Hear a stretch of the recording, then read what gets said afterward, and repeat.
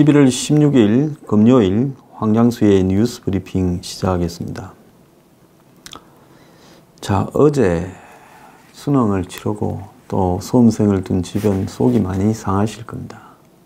사실 우리 사회의 대표적 불공정, 불투명, 또 기득권 지향의 입시 방법이 수능입니다. 보수 이끌 기득권으로 생각하는 그런 폐단을 뜯어고치고자 보수는 기득권이 아니라 사회가 상식에 의해서 합리적으로 발전, 변화되어 가야 된다는 것이 보수의 기본적인 이데올로기라고 생각합니다. 뉴스 브리핑의 목적도 그거라고 생각을 하고요. 제가 뉴스 브리핑에 문자를 보내주시는 분들을 다 읽고 있습니다. 어떤 분들 정말 택시 운전, 트럭 운전, 포장마차, 복덕방, 부동산 하시는 분들, 이런 서민들이 대부분 좋은 말씀을 보내주십니다. 그래서 저는 이 부자나 가진 자에 대한 어떤 정오감이나 적대심이 없습니다. 그들도 그런 권리를 이렇게 누릴 권리를 충분히 가지고 있고 또 그분들이 부당하게 취급받아서도 안 된다고 생각합니다. 하지만은 이 세상은 그래도 이 다수의 합리적인 서민 중산층에 의해서 이 세상의 어떤 합의들이 이루어져 가야 된다. 이런 생각을 하고 있습니다. 그래서 기득권을 지향하는 우리 사회의 과거 수구의 잘못은 그것은 고쳐야 된다. 그런 것은 보수는 아니다라는 확고한 입장은 가지고 있습니다. 자, 오히려 상류층이 가진 자가 사회의 문제들을 앞장서서 다소간에 자신의 손실이 있다 하더라도 사회를 고쳐가는 것, 그런 것이 노블레스 오블리주의 올바른 전범이라고 생각합니다. 그런 상류층과 그런 기득권들이 만들어질 때 세상은 더불어 살아갈 수 있다, 이런 생각을 합니다. 오늘 첫 아이템으로 노무현과 문재인 시대, 완전히 쌍둥이입니다. 둘이 너무 비슷해요.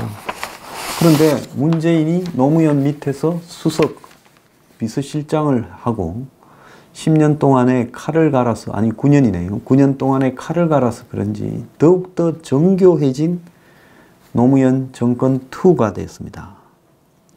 자, 그런데 현재 문재앙이라고 하고 제 유튜브의 댓글 중에 숱한 문재인에 대한 비판과 분노가 난무하고 있습니다.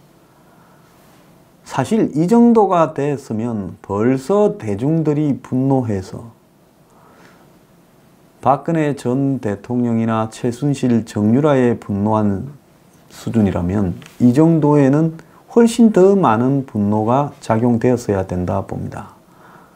최순실과 정유라가 국정을 농단했다 이러는데 지금 이 정권의 국정농단, 저는 이 국정농단이 심각하게 벌어지고 있다고 봅니다. 안보 분야에서 심각한 국정농단이 진행되고 있다. 국민들이 그들에게 위임한 것보다 훨씬 더 많은 국정농단을 자행하고 있다. 권력을 잡았다고 해서 지 마음대로 하는 것은 자유민주주의 사회가 아니라고 생각을 하는데 상대 진영에 대한 협박, 또 언론에 대한 압박, 또 강하게 비판하는 언더그라운드 유튜버 등에 대해서 가짜 뉴스라고 사법처리 협박, 이런 것들을 통해서 반대 진영을 압박하고 대중을 선동하고 돈을, 국가 예산을 나눠주고 물쓰듯 쓰면서 파퓰리즘으로 대중들을 자신 편에 끌어들여서 한마디로 군중의 심리로서 지지를 유지해 간다 봅니다. 이에 반해 그걸 분노하고 이렇게 뒤집어 엎어야 된다, 저지시켜야 된다, 더 이상 가면 나라가 망한다라고 생각하는 사람들은 그 분노를 확산시키고 조직해내는 방법을 모르고 있습니다. 제가 지금 태극기 그리로 나가는 시위대에 대해서 무슨 폄하했다 어쩌다 그러는데, 아니 자유민주주의 사회에서 제가 생각하고 느낀 단상을 이야기를 하지도 못합니까? 저는 폄하한 적 없어요. 그분들도 엄청난 고생을 하고 애국심으로 이 나라를 이렇게 지금 지켜야 된다고 나갔습니다. 저하고 생각이 다른 부분이 있다 하더라도 저는 그분들을 모욕하거나 폄하하고 싶은 생각은 없고, 또 그분들이 있어서 오늘날 그래도 보수의 한 축이 대중들에게 뭔가를 하고 있다라는 것을 보여주고 있는 의미가 크다고 봅니다. 다만 거기에서 더 나가서 문재인 정권의 이런 전횡을 차단하고 퇴출시키려면 그분들만으로는 안 된다는 겁니다. 또 더 나아가서 그분들 안에서 성골, 진골, 육두품을 따져서 이 일이 될 것인가? 자, 아무것도 안 해도 좋은데 끝까지 가서 진골, 성골을 골라보자라고 한다면 그건 알아서 하실 일입니다. 그렇지만은 문재인 정권의 퇴출, 그리고 좌파 종북으로 기울고 엉망이 된 경제를 그들이 손을 떼게 하고 그야말로 정상으로 돌리기 위해서는 과거의 그 시대로 돌아가서 모든 것이 정상으로 갈 것이다. 저는 그런 생각은 하고 있지 않습니다. 자, 노무현 정권이 무너지고 그 다음에 어떻게 됐습니까? 이제 이명박 박근혜 정권이 들었었어요. 보수가 9년 동안 집권을 했습니다.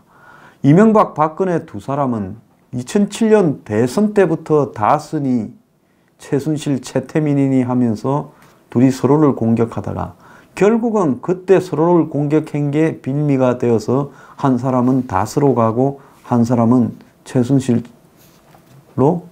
이렇게 저렇게 됐습니다. 그렇다면 그때 두 사람이 서로 그렇게 중리산이하면서 다스 때문에 대통령, 도곡동 땅 때문에 대통령 될 자격 없다 했던 것과 최태민, 최순실 문제 때문에, 정윤회 때문에 될 자격이 없다, 문고리들이 문제다라고 그때도 나왔어요. 그랬던 것과 서로가 그렇게 비판했지 않습니까? 아니라고 할 수 있습니까? 그래서 되면 나라 조진다고 두 사람이 이명박, 박근혜가 서로 각자를 공격했습니다. 근데 결국 그 문제를 가지고 이 정권이 두 사람을 이렇게 보내버렸습니다. 그러면 그때 서로를 공격할 때는 그것은 진실이고 지금은 가짜입니까? 그렇지 않잖아요. 그때 나왔던 문제가 확대되어서 결국 그 두 사람이 당한 부분입니다. 자, 그렇다면 그 뒤에 각자가 다스를 정리할 부분, 최태민, 최순실, 정윤회 3인방 부분을 정리할 부분이 얼마든지 있었는데도 불구하고 그러지 못한 채 오히려 그런 속성을 강화시키면서 5년을 집권하고 4년을 집권하다가 마침내 정권을 날로 뺏기고 이제 저 수모를 겪고 있습니다.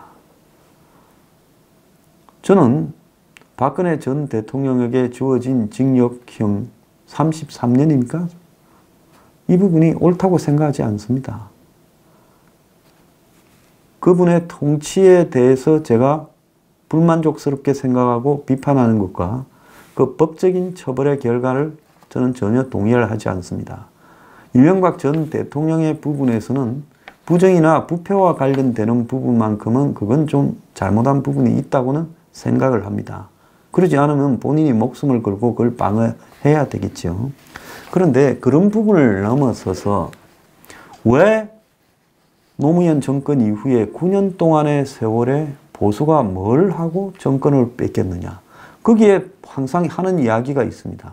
좌파들이 선동을 해서 선동에 당했다고 이야기를 하는데, 그러면 선동할 좌파를 9년 동안에 왜 청소하지 못하고 허구한 날 둘이서 못 잡아먹어서 서로를 뒤지고 어르렁거리다가 둘 다 죽어버리는 이런 일이 벌어졌느냐. 이렇게 봤을 때 할 말이 없는 것도 사실 아닙니까?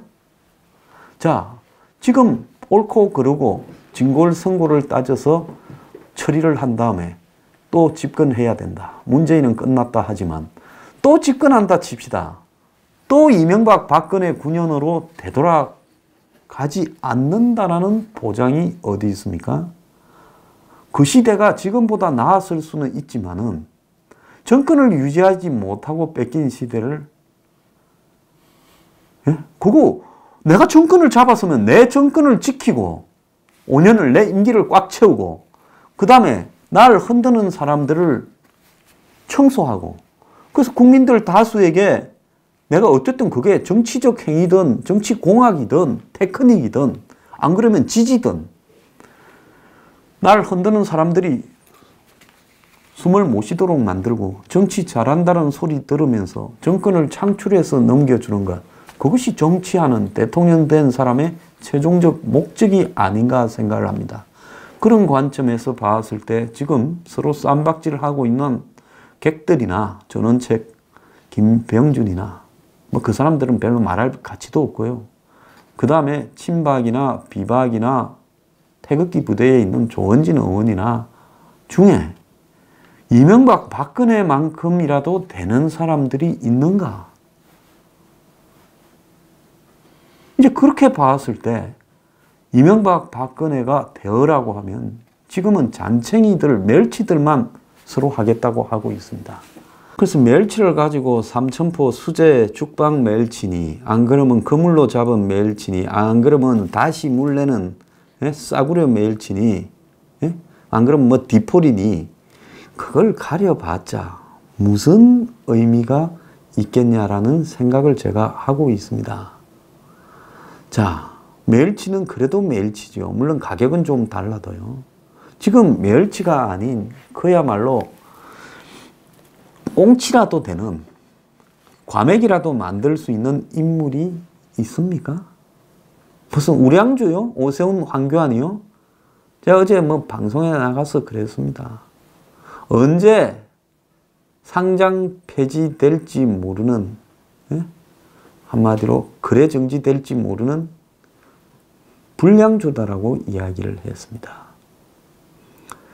자, 제가 이 이야기를 드리는 건요, 저 또한 문재인 정권의 이 통치가 나라를 걱정하는 입장에서 봤을 때 숨통이 탁탁 막힙니다. 편견과 허구에 기반한 공정경제다. 엊그제 이런 이 칼럼이 나왔어요. 자, 대기업은 전부 악이다라고 이야기를 합니다. 저는 대기업의 비리나 대기업의 정경유착에 대해서 굉장히 날카롭게 바라보지만 지금 삼성을 저렇게 해서 조져버리겠다라고 생각하는 문정권의 의도나 또 오늘 한날 성질 더럽다고 한진에 대해서 무슨 기업 지배구조 개선 펀드가 들어와서 이제 경영권을 위협한다 하는 보도도 나왔어요. 이런 것들이 정말 무시무시한 사회로 가고 있다. 이것은 그야말로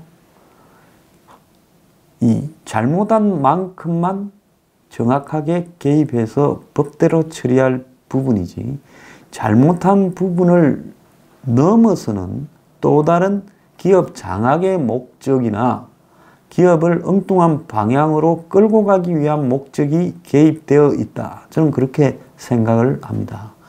그래서 경제를 그야말로 엿도 모르는 사람들이 이제 한국 최고의 대기업들까지 손을 대서 자기 방향으로 몰고 가려고 하는 무서움을 보이고 있다 봅니다. 결국은 무능력한 자들이 관치를 통해서 공무원을 망치고 공기업을 망치고 한전을 망치고 한수원을 망치고 이러더니만 태양광이니 뭐니 하면서요.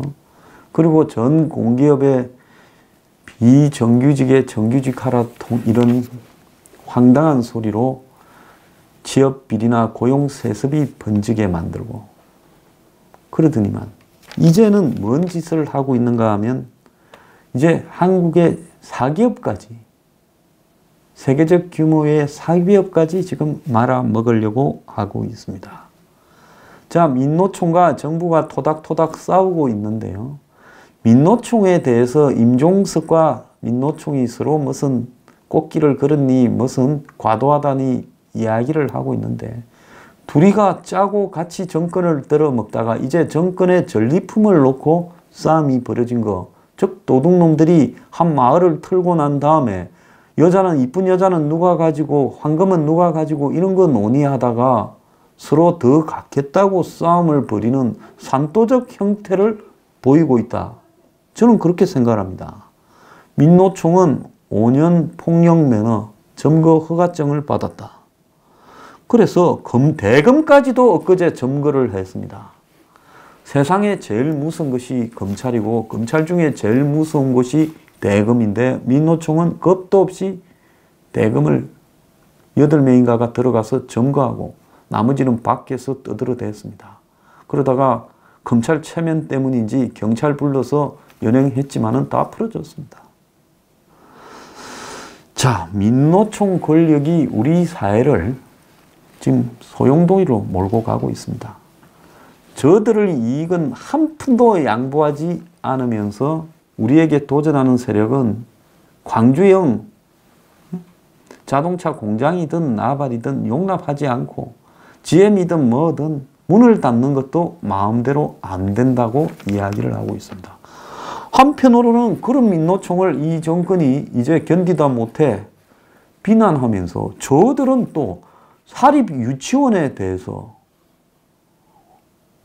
그냥 감사한 자료를 일개 국회의원이 폭로하고 그 다음에 그걸 갖다가 또 확인시켜주고 법적으로 위법이 안 되게 하려고 교육부가 발표해주고 그러지 않았으면 폭로한 국회의원도 노회찬처럼 엑스파일 공개한 노회찬처럼 국회의원직이 박탈될 수 있지 않았겠습니까? 그런데 문제 개선은 법에 의해서 제도적 개선으로 가야지 사립 유치원 하는 놈들은 다 도둑놈이라고 리스트를 그냥 인터넷에 까발려버리는 이 정권, 그러면 그 지경이 벌어지도록 정권 잡고 1년 반 동안에 너희들은 뭐 했나? 그래서 이 정권이 이를 처리하는 방식을 보면 문제를 해결하려고 저러는지 아니면 그야말로 어떤 문제를 키워가지고 그 문제에 이해관계를 가진 사람들이 우리를 지지하도록 만들려고 그러는지 정말 알 수가 없습니다. 근데 가장 중요한 문제는 경제가 위기인가 아닌가에 대해서 이 자들은 위기인지 아닌지에 대해서도 제대로 말하고 있지 않습니다.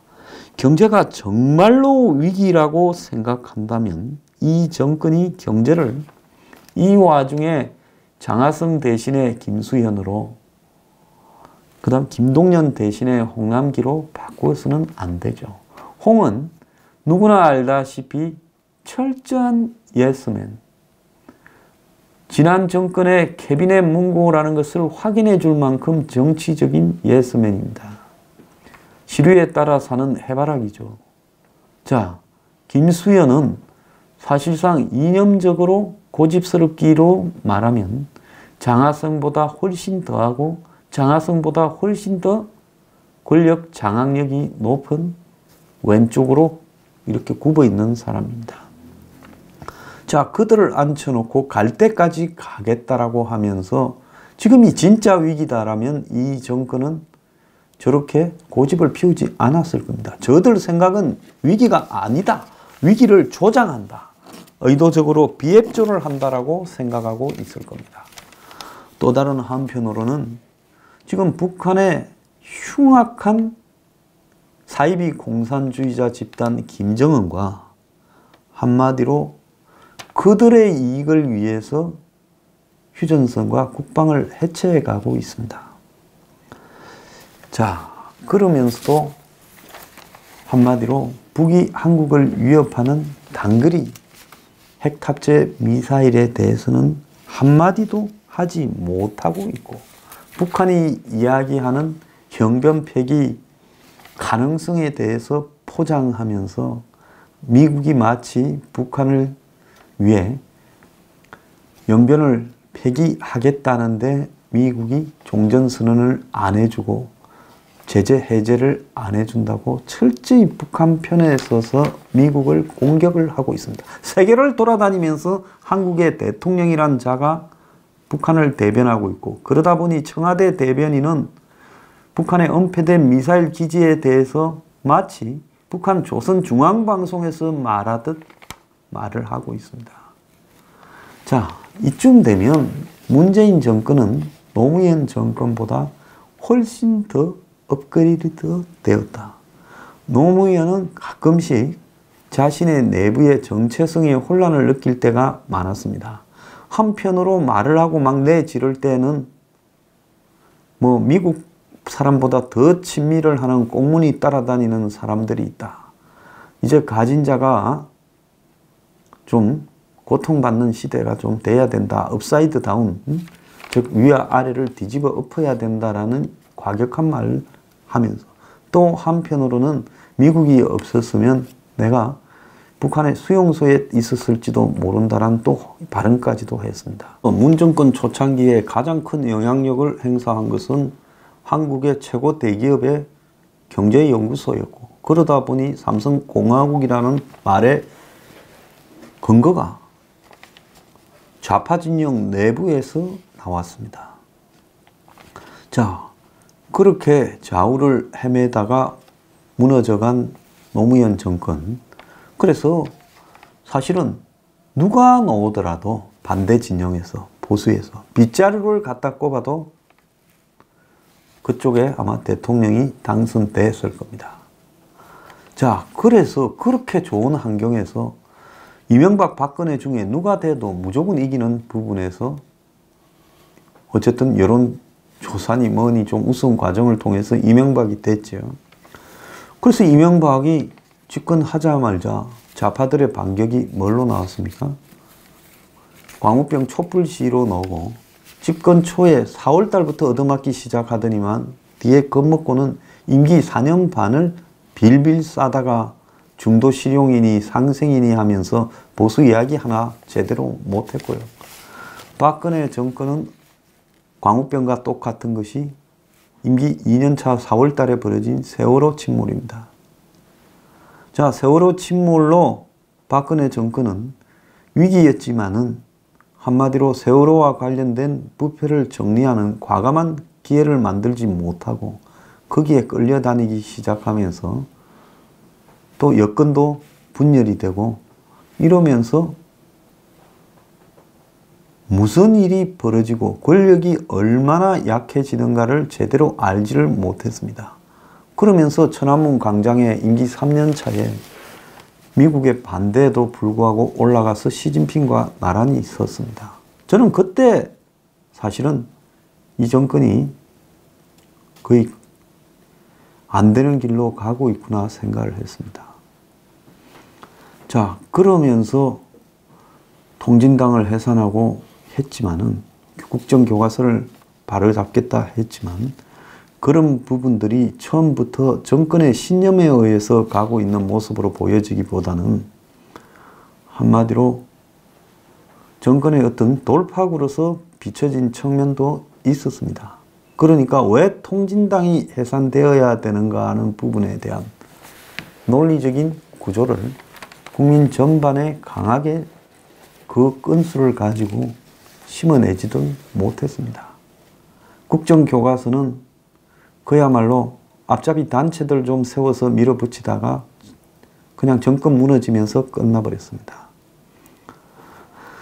자, 그런 모습들을 보면서 과연 이명박 박근혜 정권 두 정권이 자신들이 잡았을 때 어떠한 서민과 중산층을 위한 대한민국을 지키기 위한 올바른 가치와 그 다음에 부패 척결과 또 더 나아가서 개혁과 변화를 위한 모습들을 보여줄 건가 하는 부분에 대해서 고민이라도 하고 정권을 잡으려고 했는가. 저는 이명박이 경제를 살리겠다 747 이야기를 했지만 코미디처럼 끝났고 정작 돈을 버는 사람은 그 주변에 있는 몇 사람뿐이었을 거다 이렇게 봅니다. 자, 왜 그러면 기업에서 그렇게 대한민국 경제를 살리는 데 기여한 스토리를 가진 영웅처럼 포장이 되었는데 국가를 잡았을 때는 못했느냐. 솔직히 국가에 대한 비전과 설계가 부족했고 옆에 있는 인물들이 감이 안 됐다고 봅니다. 자, 대한민국을 위해서 대한민국과 결혼했다는 박근혜 전 대통령이 어쩌다가 우리가 지나가니까 모든 것이 아름다웠다고 그렇게 이야기하면 안 되는 겁니다. 어쩌다가 국가 운영을 그렇게 협소하게 하면서 여권 내부에 반대 진영까지도 포용하지 못하고 다 이긴 선거를 싸움질을 하다가 선거에서 패배하고 본인이 대선 때 공약한 경제민주화는 만약에 잘못된 거면 공약하지 말았어야 되고 그게 필요하다라고 생각을 했으니까 공약을 했으면 됐으면 그 부분을 어떤 모습으로든 실천하는 모습은 보였어야 된다 봅니다. 오늘날 보수의 다수가 경제민주화가 잘못됐다. 그건 틀린 말이다 하는데 그럼 박근혜 전 대통령은 선거 이기려고만 경제민주화하고 선거 다음 날부터 이겼으니 그만이다라고 하는 공약을 냈단 말입니까? 그건 아니죠. 그러니까 전원책 같은 사람이 경제민주화 그런 소리를 하는 거 보니 정권 잘못될 수밖에 없었다라고 조롱을 하는 거 아닙니까? 그래서 저는 정말로 대한민국의 변화에 대한 비전이나 신념이나 어떤 그림, 로드맵이 있었는가 봤을 때 저는 없었다고 봅니다. 그 위에 인사를 하는 모습들을 보면 그럴 수 있는 인물들이 하나도 없었죠. 아부꾼들이 주변에 둘러싸고 솔직히 깜도 안 되는 사람들이 다 있었습니다. 자, 제가 여기 이 이야기를 하는 이유는요. 저 이런 이야기하면 또 적들이 나오고 합니다. 제가 이 뉴스 브리핑을요. 두려워서 말을 안 하거나 진실을 갖다가 은폐하는 데 목적을 두고 이 뉴스 브리핑을 한다면 저는 나쁜 사람입니다. 이런 거 하면 안 됩니다. 다만 저 자신은 소신으로 이명박 박근혜 같은 보수가 다시 집권하기 위해서 문재인 정권을 무너뜨려야 된다라는 부분은 넘어서야 된다는 겁니다. 자, 그 사람들이 억울하다. 풀어줘야 된다. 저는 대가를 치를 만큼 치렀다고 봅니다. 더 이상을 이래서는 안 된다라는 신념을 갖고 있고요. 그렇지만 그들 시대가 정당했다라고 말해서는 안 된다라는 겁니다. 그건 구별해서 봐야 되는 거예요. 안타깝다. 억울하다라는 부분과 그들이 잘했느냐라는 부분에 대해서는 그건 명백히 다른 문제죠. 저는 만약에 문재인을 무너뜨리고 그때로 돌아가자고 하면 이런 열정을 가지고 방송을 할 필요가 없다고 생각합니다. 그런 정도의 보수로의 핵이 보수를 표방했지만 보수 가치에서는 멀리 벗어난 그런 핵이로 가서는 안 된다. 솔직히 어용단체, 관변단체들을 동원해서 작업하는 모습들을 보면서요. 저는 거기에서 자유로웠으니까 이야기를 하는 부분입니다. 보수가 이래서는 되겠나라는 생각을 저 스스로도 많이 했습니다.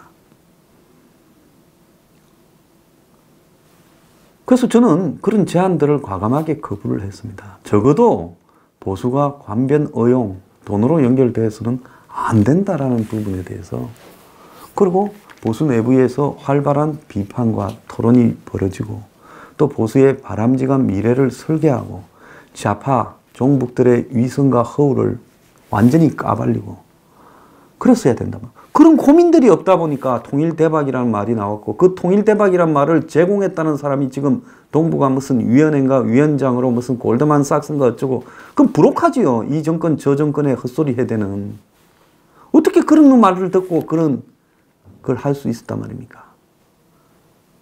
그래서 제가 하고 싶은 이야기는요. 이 노무현 시대의 잘못이 지금 문재인 시대에서 더욱 심화되어서 업그레이드 되어서 그대로 전개되고 있습니다. 그래서 이 정권은 노무현 정권보다 지금은 훨씬 더 강한 것 같지만 이제 머지않은 시기에 내년 봄 정도에 노무현 정권이 무너진 것보다도 적어도 노무현 정권은 2004년까지는 튼튼했고 2005년 하반기 접어들면서 좀 무너져 갔습니다. 그런데 이 정권은 2년을 제대로 견디지 못하고 무너져 갈 거라고 봅니다. 그런데 중요한 것은 문재인 정권이 무너지고 다시 이전 9년의 보수 시대로 이박 시대로 회귀하자라는 것은 그것은 아니다라는 겁니다. 제가 엊그제 이 한국당에 가서 포퓰리즘 시대의 보수의 변화에 대해서 이야기를 했는데 어떤 분이 어제 신랄하게 비판했더라고요. 가서 세게 이야기하고 안보의 가치, 무슨 종북 척결 등을 이야기를 해야지 어찌하여 그런 걸 이야기했냐 실망했다는데, 자, 제가 진짜 종북 척결 이명박 때 많이 들었고 박근혜 때 많이 들었습니다. 그런데 종북 척결이 이제 종북의 시대를 불러왔습니다. 거기에 답이 있다고 생각합니다. 진정한 종북 척결은 관변단체 시켜서 어깨띠 메고 머리띠 싸매고 종북 척결 하는 데서 오는 게 아니라 그야말로 변화하는 시대의 올바른 개혁 방안을 이야기하는 데서 온다고 봅니다. 지금 친박 비박 싸우고 한국당에 벌어지고 있는 싸움박질에 컨텐츠라고는 없습니다. 저들한테 권력 던져주면 이 박시대보다도 더 못해질 겁니다. 자, 여러분, 이제는요, 보수 내부의 문제들도요, 정리할 거는 정리하면서 가야지. 반문연대를 하자 해서 자본들, 그 맨 놈만 좋은 일 시킬 수도 있다. 저는 반문연대를 찬성합니다. 하지만은 반문연대에 반드시 보수의 개혁에 대한, 반성에 대한, 성찰에 대한 조건도 붙어야 된다. 누구 좋아라고 반문연대 하느냐. 그래서 또 맨놈 해먹고 또 더 심하게 망가지는 꼴을 보고 싶으냐. 자, 반문연대나 이런 말을 하기 전에 어디로 보수가 갈 것인가를 제시하고요. 이런 이야기도 해야 된다고 봅니다.